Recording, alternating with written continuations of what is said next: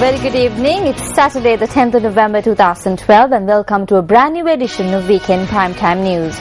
I'm Arundhati Mudanayaka. Let's start off with a look at the stories making headlines tonight.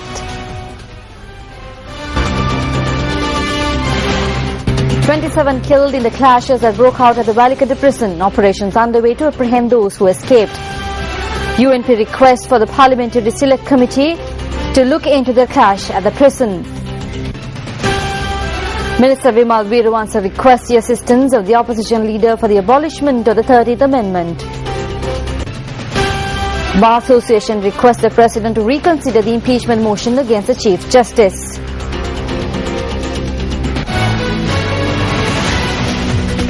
And now for the stories in detail. Commissioner General of Prisons, P.W. Kodipilli, says that the number of inmates who escaped following the riot at the Valikada prison is yet to be confirmed. He noted that 7 of them were arrested and operations are underway to apprehend the rest. 27 persons were killed in the clashes that broke out last evening at the Valikada prison. 35 persons, including the Commandant of the Police Special Task Force, DRG RMC Ranavana, are receiving treatment at the National Hospital.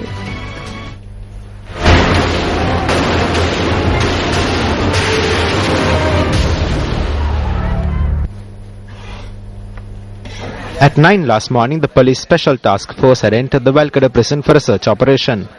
The aim of the operation was to search 2 wards that housed 900 inmates each. Minister of Rehabilitation and Prison Reforms Chandrasiri Gajadhara said that search operations was conducted based on information received that there were illegal items. A clash broke out when the inmates objected to the search operation. At this time, tear gas had to be used to control the prisoners who behaved in an unruly manner. When the security officials and the Police Special Task Force attempted to control the situation, a group of inmates were seen with weapons they had seized from the prison armory. With the unrest escalating, the senior officers from the SDF and the police intervened to control the situation.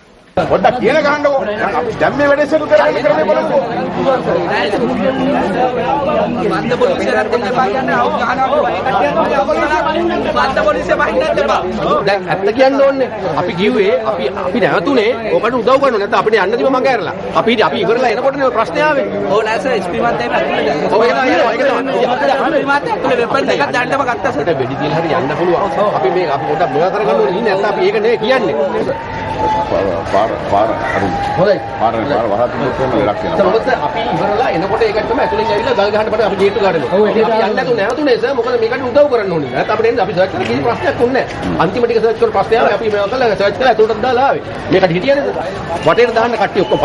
security forces later took measures to control the inmates who had weapons in their possession. Senior DIG in charge of the Western Province, Amra Senanayaka, said that they had to fire at a 3-wheeler in which several inmates attempted to escape.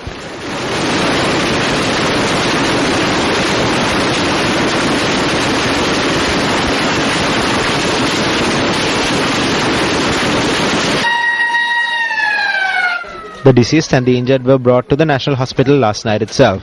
STF Commandant RMC Ranavana, who also took part in the operation, was injured and was rushed to the hospital where he was subjected to a surgery.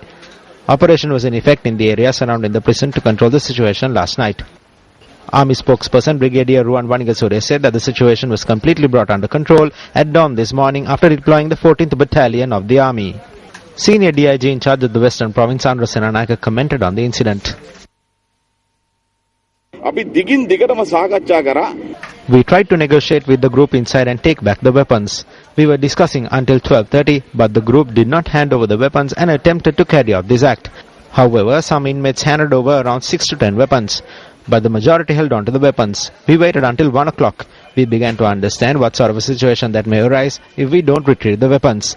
The commandos took the initiative and went in. Within 1 hour, we were able to take back control.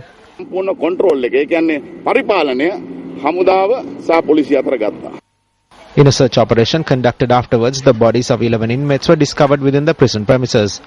Thereby, the number of dead went up to 27 and 11 of them have been identified.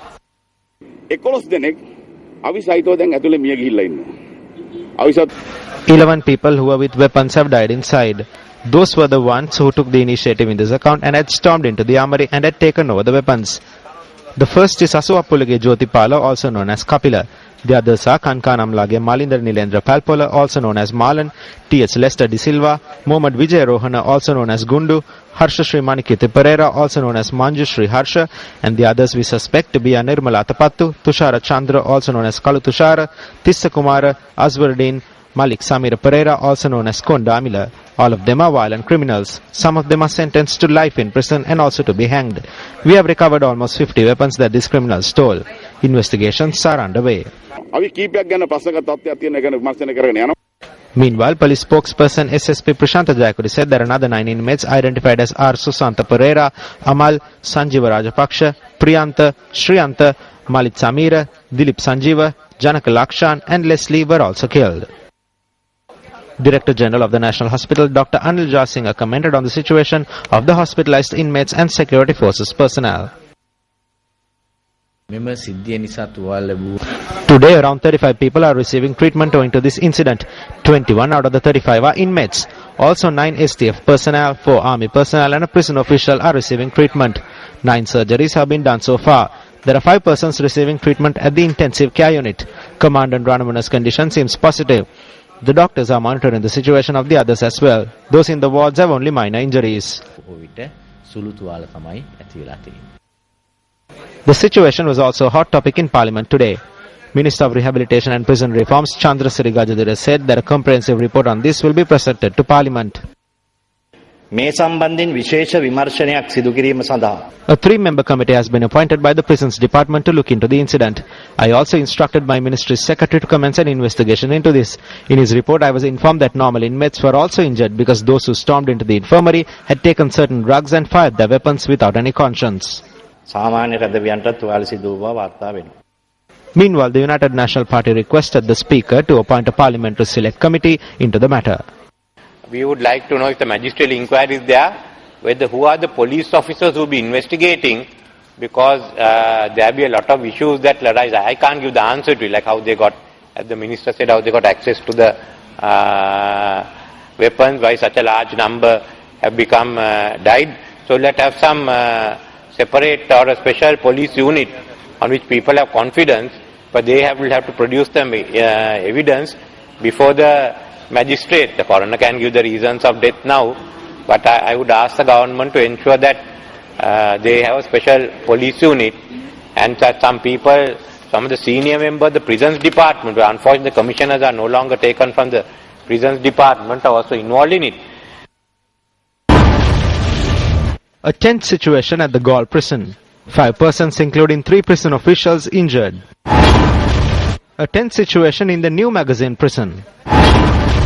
A clash between Vavuniya prison inmates and prison officials after a mobile phone was found on an inmate. 3 Vavuniya prison officials held hostage by LTTE inmates. 3 officers injured after a tense situation arose in the Batticaloa prison. 27 lives lost in a clash at the Valikada prison. Why do such incidents occur from time to time? How do weapons come into the hands of inmates?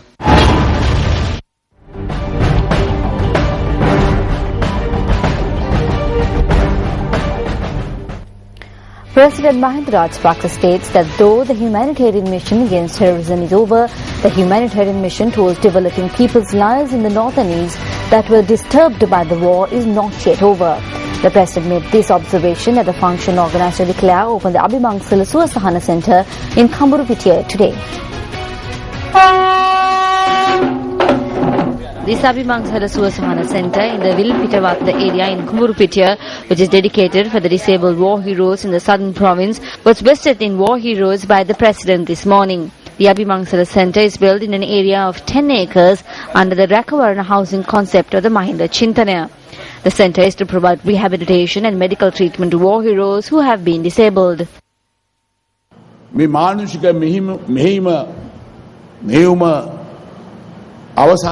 This humanitarian mission is not yet over. It is continuing. On one side, we are building the lives of the people of the north and east which were disturbed by the war. That is how we build unity among ethnic groups. Rather than living in a country without freedom, it is better to die after obtaining freedom to the country. That is the happiness of the war heroes of this country. That is the happiness of us all.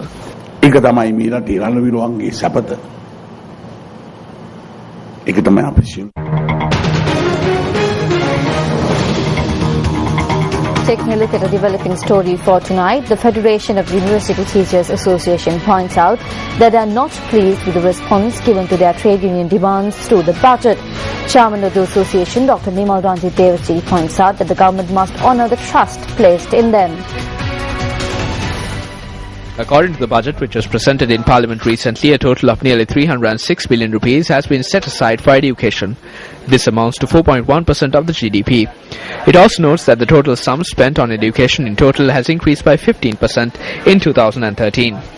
With the Supreme Court's decision which ordered that 5,000 more students should be enrolled into universities, the government has turned its attention on developing universities.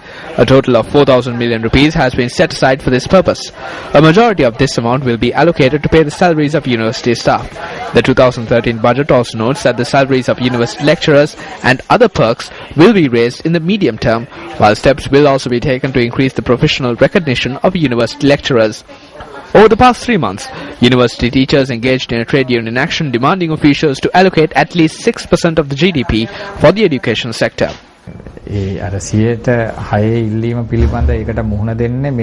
This is the manner they are responding to our demand of 6%.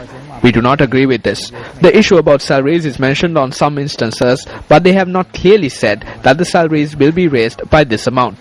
According to the letter issued by P.B. Jasundra, it notes that they hope to make these changes in the medium term by making changes to our salary structure. However, we cannot state for certain how they will come through on their promises.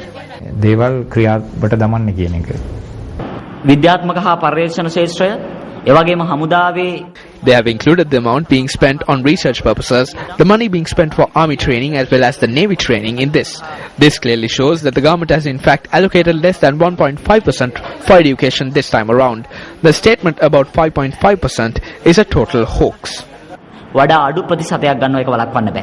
මේ 4.5 කියලා කියන්නේ ඒක මුළුමනින්ම ප්‍රෝඩාවක්. One of the main demands of the university teachers during their trade union action was the revision of their salaries. The Minister of Higher Education repeatedly stated that they cannot consider this before the budget is presented.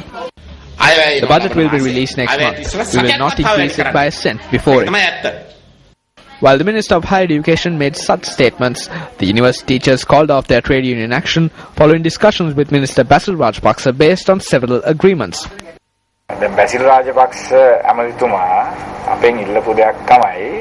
Minister Basil Rajapaksa told us to trust his word, so I am taking a personal risk on my part. Without the approval of my fellow members in FUTA, I would like to state that I believe this. There is a possibility that a no-confidence motion could be brought against me tomorrow. I will take that risk, but its government also has a duty to take a decision on whether or not they will honour my trust.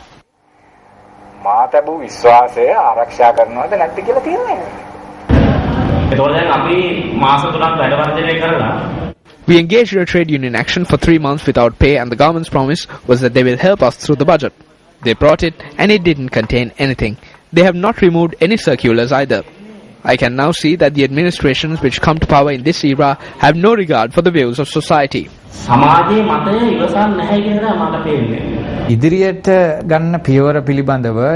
We are not happy with the steps they hope to take in the future. We are not happy about the way they are responding to our agreements either.